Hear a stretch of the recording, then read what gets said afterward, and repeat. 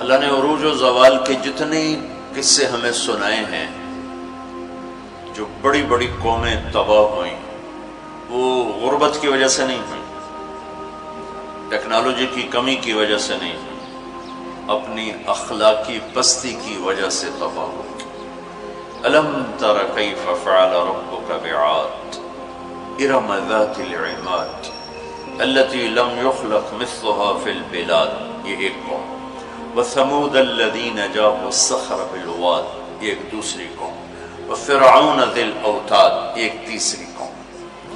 اللہ تعالیٰ کہہ رہے ہیں ذرا دھیان سے میری بات بھی سنو اور غور بھی کرو کہ تمہارے رب نے قوم عاد کے ساتھ کیا کیا، جن جیسا تیرے اللہ نے بنایا ہی نہیں تھا۔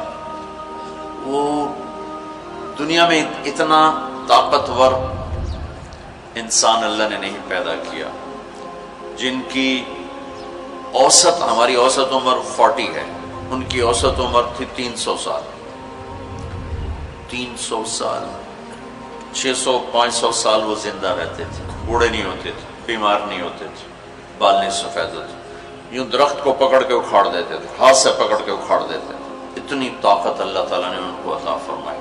اللہ تعالیٰ فرماتے ہیں یہ کیوں ہلاک ہو گئے؟ سخر علیہم 7 لیال و8 ایام حسوما فترى القوم فيها سرعا كأنهم اعجاز نخل خاویہ فهل ترى لهم من باقیہ۔ ایک اور آیت میں نے ساتھ شامل کی کہ اللہ تعالیٰ فرماتے ہیں وہ نافرمان ہوئے، ان میں طاقت کی کمی نہیں تھی، نافرمان ہوئے، سرکش ہوئے، آوارہ ہو گئے، اللہ کو بھی للکارا اور انسانی اخلاق کا دامن بھی تار تار کیا۔ تو اللہ نے کہا میں نے ان پر ایک ہوا چھوڑی۔ وہ کہتے تھے من اشد منا قوة، کوئی ہم سے طاقتور ہے تو اس سے ہمیں ڈراؤ۔ ان کے نبی تھے ہود علیہ السلام، وہ کہتے کوئی ہم سے طاقتور ہے تو ڈراؤ، ہمیں کس سے ڈراتے؟ من اشد منا قوة، کوئی ہے ہم سے زیادہ طاقتور؟ تو اللہ نے جواب دیا اولم يروا ان الذي خلقهم هو اشد منهم قوة وكانوا بآياتنا يجحدون۔ میرے نبی ہود آبی نے بتائیں کہ جس اللہ نے تمہیں نطفے سے اتنا بڑا انسان بنایا ہے نا، وہ تم سے زیادہ طاقتور ہے۔ اللہ تو نظر نہیں آ رہا، لہٰذا وہ کہتے ہو ہے ہی کوئی نہیں، ساڑھے جائے ہے ہی کوئی نہیں، کوئی دکھاؤ۔ جب وہ اکڑتے ہی گئے تو اللہ نے ایک ہوا چھوڑ دی۔ 7 لیال و8 ایام، 7 راتیں اور 8 دن، اور اس کائنات کی سب سے طاقتور مخلوق ہوا ہے، سب سے طاقتور۔ جب اللہ تعالیٰ نے زمین پیدا کی تو یہ امبیلنس تھی، تو اللہ تعالیٰ نے پہاڑ گاڑے تو بیلنس ہو گئی۔ فرشتوں نے کہا یا اللہ پہاڑ سے کوئی طاقتور مخلوق ہے؟ تو اللہ نے کہا لوہا، کاٹ دیتے۔ تو فرشتوں نے پوچھا یا اللہ لوہے سے طاقتور کوئی مخلوق ہے؟ تو اللہ نے فرمایا آگ ہے جو اسے پگھلا دیتی۔ تو فرشتوں نے پوچھا یا اللہ آگ سے طاقتور کوئی مخلوق ہے؟ تو اللہ نے فرمایا پانی جو اسے بجھا دیتا ہے۔ فرشتوں نے پوچھا یا اللہ پانی سے طاقتور کوئی مخلوق ہے؟ تو اللہ نے فرمایا ہوا ہے جو اسے بخارات بنا کے اڑا دیتی۔ تو ہوا اس کائنات کی اللہ نے سب سے طاقتور مخلوق بتائی ہے۔ اب عجب بات بتاؤں، فرشتوں نے پوچھا یا اللہ ہوا سے بھی طاقتور کوئی چیز ہے؟ آپ حیران ہو گئے سن اپنے نبی کی بات۔ تو یا اللہ ہوا سے بھی طاقتور کوئی مخلوق ہے؟ اس کائنات میں ہوا سب سے طاقتور چیز۔ اللہ نے کہا میرے بندے کا میرے نام پہ ایسے خرچ کرنا کہ کسی کو پتہ نہ چلے کہ اس نے خرچ کیا، ایسے دے کہ کسی کو پتہ ہی نہ چلے۔ تو اللہ نے کہا کہ یہ میرے بندے کا میرے نام پہ خرچ کرنا یہ اتنا طاقتور عمل ہے کہ ہوا بھی اس کے آگے جھک جاتی ہے، چونکہ یہ عمل میرے غصے کو بجھا دیتا، میرے غصے کو ٹھنڈا کر دیتا۔ اللہ کے غصے کو ٹھنڈا کرنے والی چیز اللہ کے نام پہ خرچ کرنا۔ مسلمان کنجوس نہیں ہوتا، بخیل نہیں ہوتا۔ تم لوگ کمال سمجھتے دوسرے کی جیب سے کھانا، کیونکہ ہم اس دور سے گزرے، دوسرے کی جیب سے کھانا۔ اور اللہ تعالیٰ کمال دیکھتا ہے کہ اپنی جیب سے کھلا، خود بھوکا رہ کے اوروں کو کھلا۔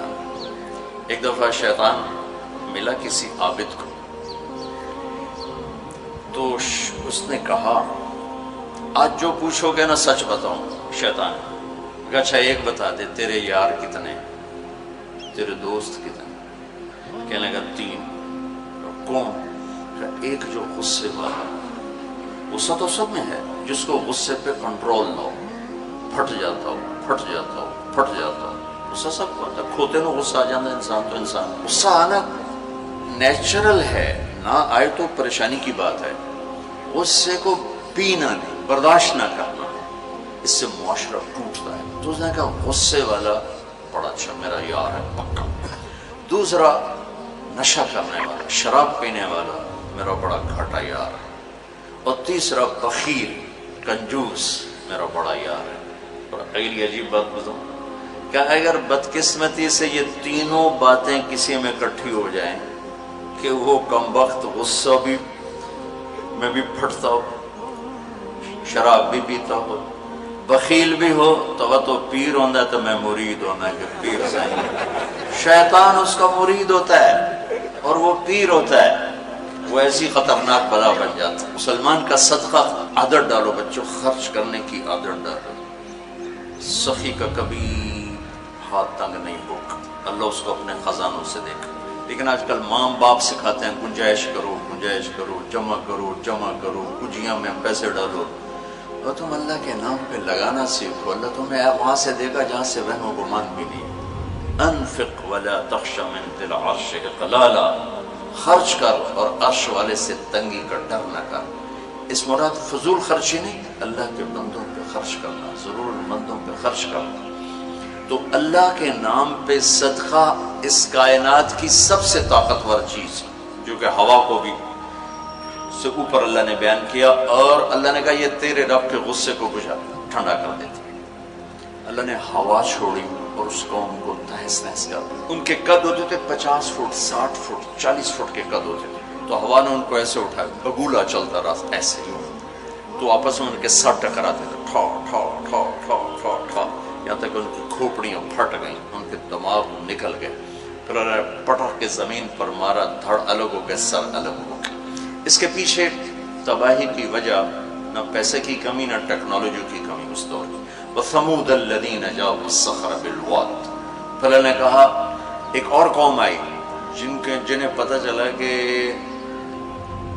ہود علیہ السلام کی قوم پر ہوا چلی تھی، لہٰذا ہم کیا کریں گے، پہاڑوں میں گھر بنائیں گے.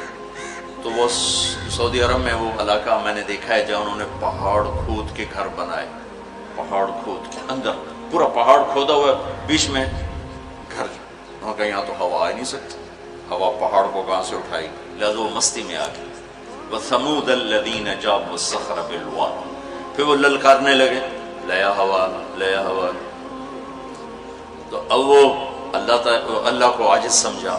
تو اللہ نے کیا کیا، فانظر کیف کان عاقبۃ مکرہم انا دمرناہم وقومہم اجمعین فتلک بیوتہم خاویۃ بما ظلموا ان فی ذلک لآیۃ لقوم یعلمون وانجینا الذین آمنوا وکانوا یتقون. کیا کیا اللہ تعالیٰ نے، ایک فرشتہ بھیجا جس نے اگر ایک چیخ ماری، آواز بہت طاقت ہے، ساؤنڈ سے کتنی تباہیت. اس نے ایک چیخ ماری، ان کے کلیجے سب کے پھٹ گئے اور چہرے ان کے نیلے پڑ گئے. اور وہ ایک دن میں سارے اللہ تعالیٰ نے مٹی کا ڈھیر بنایا، انہیں دفن کرنے والا کوئی نہ بچا. یہ کیسے تباہ ہوئے؟ ان کی تباہی کے پیچھے نہ ٹیکنالوجی کی کمی ہے نہ طاقت کی کمی. ایک تیسری قوم، وَفِرْعَوْنَ ذِي الْأَوْتَادِ. فرعون جو اس زمانے کا اتنا بڑا بادشاہ تھا کہ انسانی تاریخ میں صرف ایک انسان پیدا ہوا ہے جس نے کہا میں رب ہوں. یہ بات دنیا میں کسی نے نہیں کی.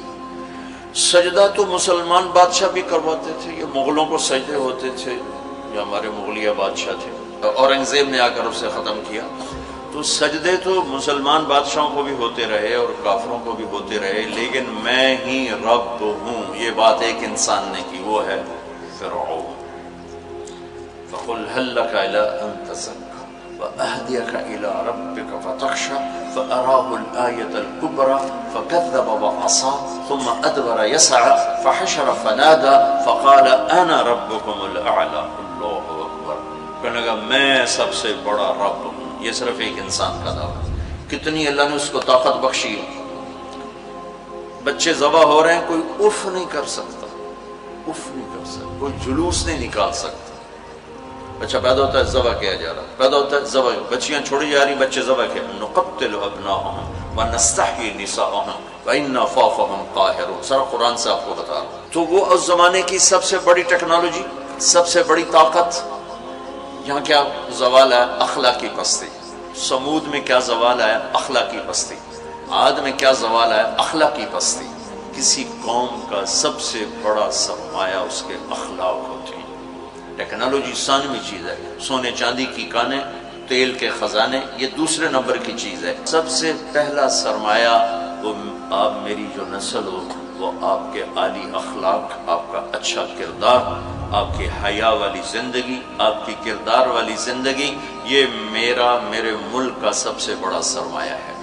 اگر میری نسل کے اخلاق بگڑ گئے، حیا کی چادر تار تار ہو گئی اور ناشگانہ زندگی میں داخل ہو گیا اور وہ ثقافت بن گئی، تہذیب بن گئی، تو اس قوم کے ہلاک ہونے کو کوئی نہیں بچا سکتا. کہ آسمان والے کا فیصلہ اترتا ہے، جب آسمان والا فیصلہ کرتا ہے تو زمین کی ٹیکنالوجی اسے بچا نہیں سکتی.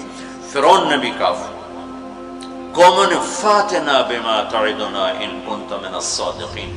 نوح علیہ السلام کی قوم نے کہا نوح علیہ السلام سے، لاؤ کدھر ہے تیرے رب کا عذاب، فاتنا لے کے آؤ، کدھر ہے تیرے رب کا عذاب. انما یاتیکم بہ اللہ ان شاء وما انتم بمعجزین. اللہ جب لائے گا تو پھر تم کچھ کر نہیں سکو. ایک تندور سے پانی نکالا اور ساری نسل کو اللہ نے پانی میں بہا دیا، ساری نسل. تو میں آپ کے سامنے اپنی بات کو مدلل کر رہا ہوں قرآن پاک سے کہ قوموں کے زوال اور عروج کا تعلق ٹیکنالوجی سے تھوڑا ہے اور اخلاقیات سے زیادہ ہے. اخلاقی پستی کسی بھی قوم کے زوال کا سب سے بڑا سبب ہے. اخلاقی بلندی کسی بھی قوم کے عروج کا سب سے بڑا سبب ہے. فرعون نے بچے ذبح کیے، بچیوں کو چھوڑا، عبرت کا نشان بنا دیا لوگوں. سولی سب سے پہلے اس نے ایجاد کی اور پھر میرے رب نے فَأَخَذْنَاهُ وَجُنُودَهُ فَنَبَذْنَاهُمْ فِي الْيَمِّ. آگے سمندر، پیچھے فرعون، بیچ میں موسیٰ علیہ السلام کی قوم. تو کہنے لگے مروا دیا موسیٰ، مروا دیا. تو آگے سمندر، پیچھے فرعون. اگے جاؤ تو پانی، پچھو تو فرعون دا سوٹا ان کی دے جائے. تو موسیٰ علیہ السلام نے کہا کلا، ڈرو نہیں، ان معی ربی. آپ کو عجب تقابل کر کے دکھاؤں. موسیٰ علیہ السلام 40 سال رہے اپنے قوم کے ساتھ، 2 نبی، ایک موسیٰ ایک ہارون، اور اپنا سب کچھ قربان کیا.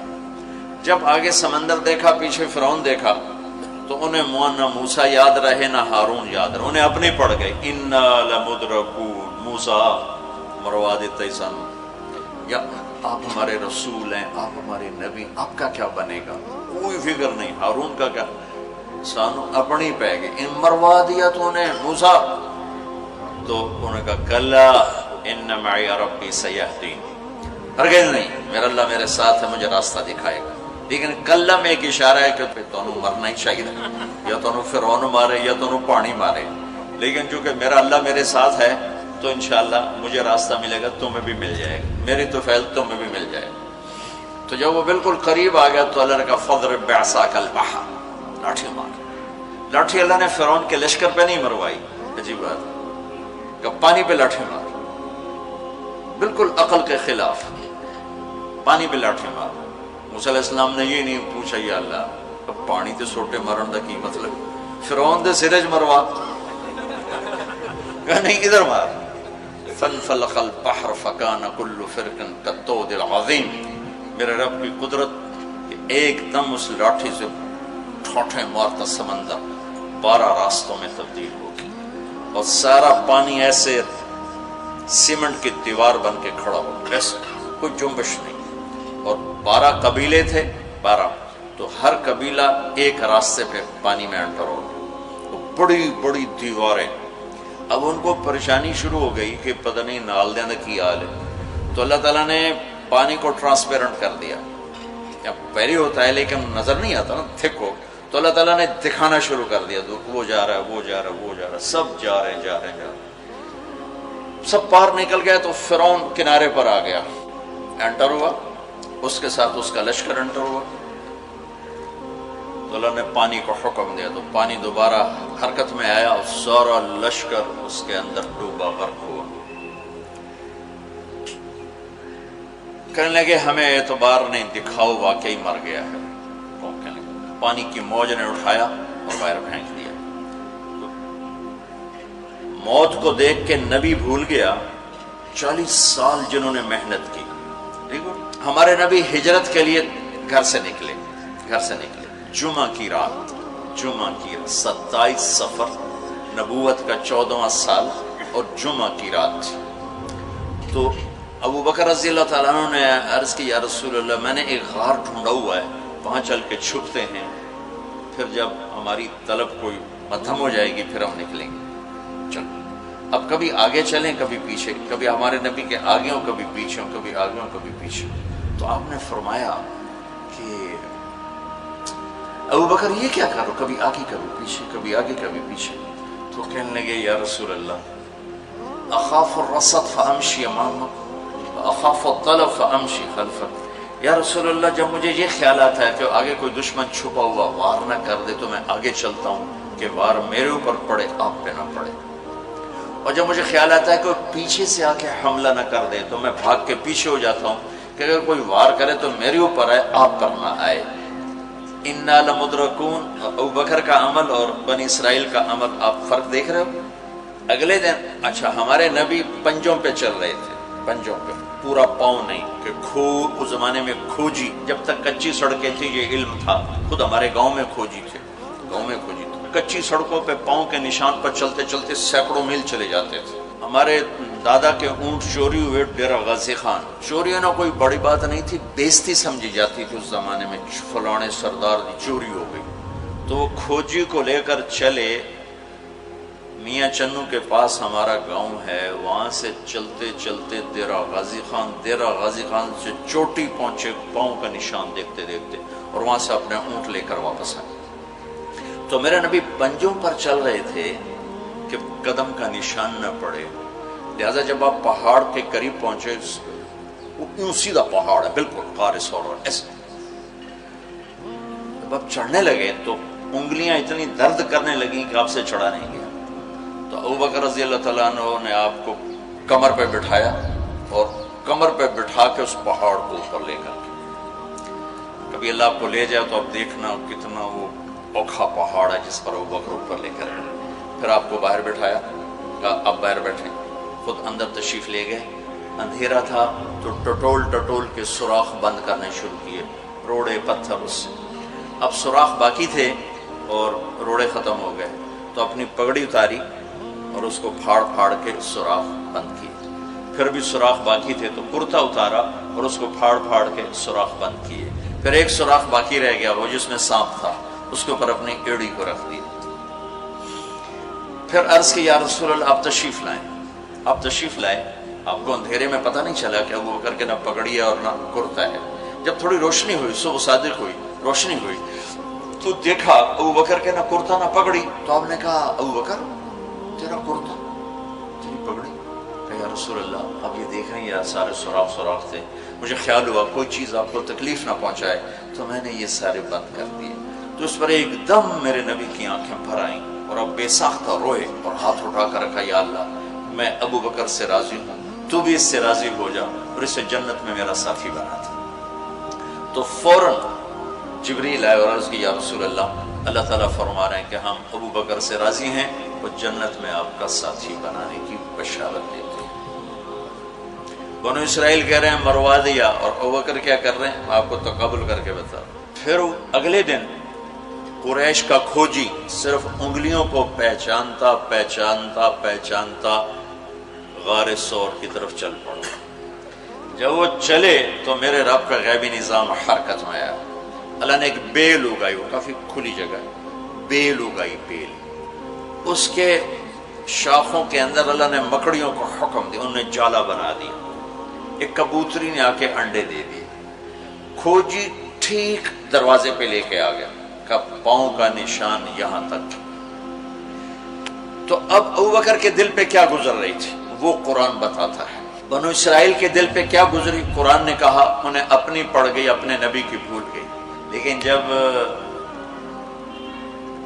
یہاں دشمن سر پہ پہنچا ہے تو ابو بکر کے دل پر کیا گزری اس کو قرآن بتاتا ہے، اذ یقول لصاحبہ لا تحزن ان اللہ معنا، جب ہمارے نبی نے اپنے ساتھی ابو بکر سے کہا غم نہ کر اللہ ہمارے ساتھ ہے، غم نہ کر اللہ ہمارے ساتھ ہے۔ یہ غم کا لفظ ہے، خوف کا لفظ نہیں، کہ ڈر نہیں، اللہ ہمارے ساتھ ہے۔ اگر قرآن کہتا لا تخف، ڈرو نہیں، اللہ ہمارے ساتھ ہے، تو ڈرو نہیں کا لفظ بتلاتا کہ ابو بکر کو اپنی پڑ گئی، یا لوگوں میرا کی بڑھنا ہے۔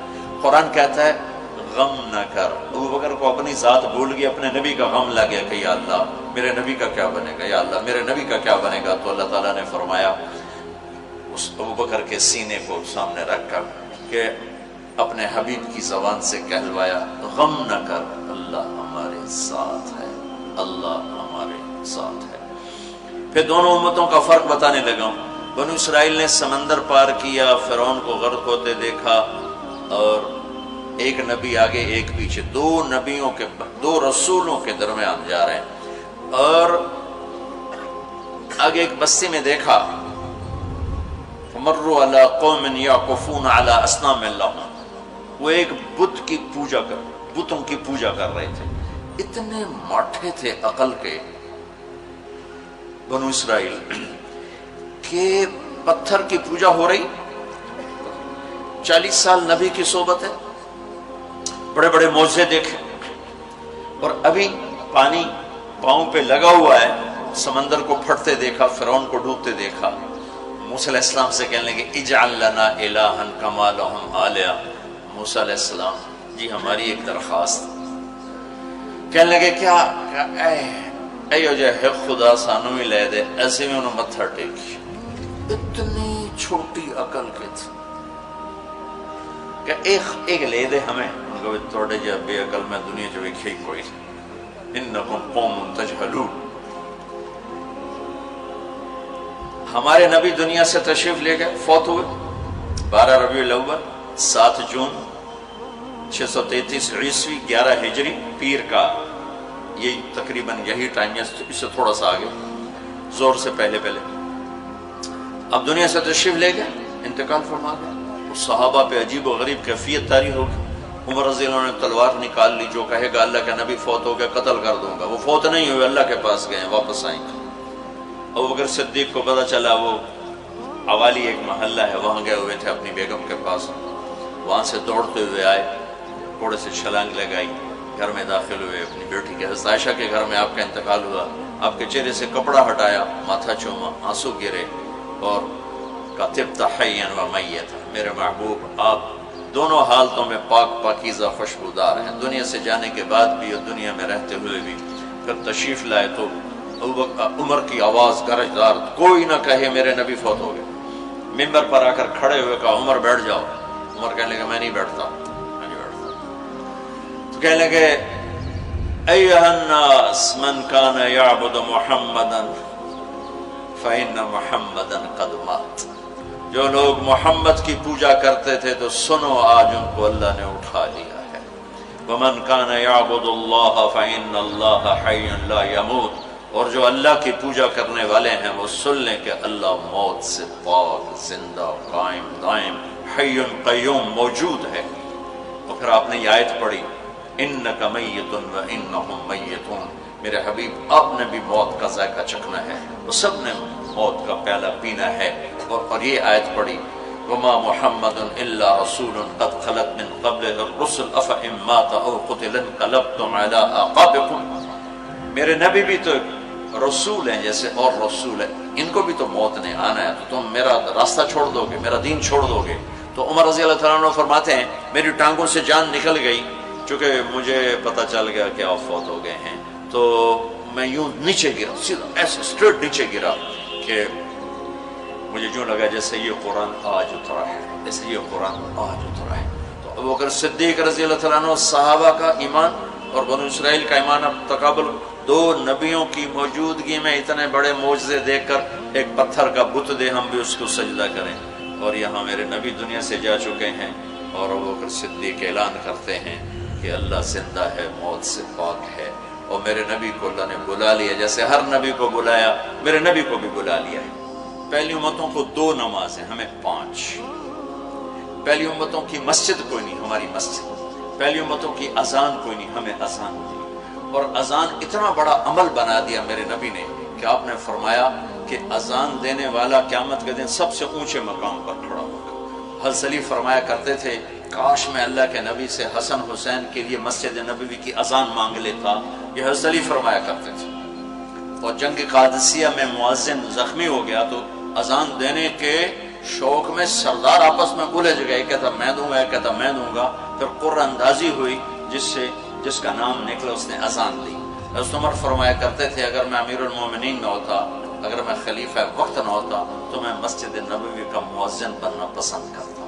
کسی کو اذان نہیں ملی، ہمیں اذان۔ پہلا مؤذن بلال بنا، پہلے مؤذن اللہ نے بلال کو یہ عزت عطا فرمائی۔ دنیا میں یہ ہے اور آخرت میں یہ ہے کہ میرے نبی نے فرمایا کہ جب جنت میں جانے کا وقت آئے گا تو جنت کی میرے لیے سواری لائی جائے گی، میں اس سواری پہ بیٹھوں گا تو اس کی جو وہ رسی ہوگی وہ ایسے نیچے گر جائے گی، نیچے گرے گی۔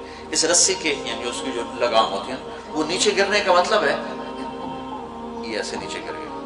اب نیچے گرنے کا مطلب ہے کہ اس کی ڈرائیونگ میرے نبی نے نہیں کرنی، کوئی آنے والا ہے، کوئی ڈرائیور آنے والا ہے جو رسی پکڑ کے چلے گا، کوئی کوچوان آنے والا ہے جو اس کو پکڑ کے چلے گا۔ رسی کا گرنا ایک انڈیکیشن ہے کہ کوئی نصیب والا اب آئے گا۔ جب آپ کی سواری کھڑی ہوگی، رسی نیچے ہے، تو اب سب کی گردنیں ایسے ہوں گی، کون، سب قیاس کر دیں کون کون کون۔ اللہ کی طرف سے اعلان ہوگا بلال کو بلایا جائے، بلال بلال۔ تو بلال آپ کی سواری کی لگام پکڑیں گے اور آپ نے فرمایا کہ سب سے پہلے میں جنت میں جاؤں گا، وہ بلال میرے ساتھ ہوگا، میری سواری کی لگام پکڑ ہو جائے گا۔ تو ہمیں اذان ملی، کسی امت کو اذان نہیں ملی۔ ہمیں 5 نمازیں ملی، کسی امت کو نمازیں 2 نمازیں، ایک فجر کی 2 رکعت، عصر کی 2 رکعت۔ باجماعت نہیں، ان کو اپنی کتاب یاد نہیں، ہمیں قرآن یاد ہے۔ میرے مدرسے میں ایک بچہ اب ماشاءاللہ امریکہ میں وہ پڑھا رہا ہے، اس نے 30 دن میں قرآن یاد کیا۔ صبح یاد کرتا تھا، شام کو تراویح میں سناتا تھا۔ میرے مدرسے کا بچہ صبح بیٹھ کے مغرب تک پورا سپارہ یاد کر کے اور عشاء کو تراویح میں سنا دیتا تھا۔ اللہ نے میں ایسا قرآن دے دیا کہ 1 مہینے میں بھی یاد ہو جاتا ہے۔ 3 دن میں بھی ایک بزرگ نے یاد کیا، 3 دن میں قرآن یاد کیا۔ اللہ نے ہمیں قرآن کی دولت عطا فرمائی، پڑھنے کے لیے 5 نمازیں عطا فرمائی، تہجد کی نماز عطا فرمائی، اوابین کی نماز دی، اشراق کی نماز دی، چاشت کی نماز دی۔ نماز کے کتنے دروازے کھول دی۔ اور میرے نبی کی آخری نصیحت تھی میری امت نماز نہ چھوڑنا، نماز نہ چھوڑنا، نماز نہ چھوڑنا۔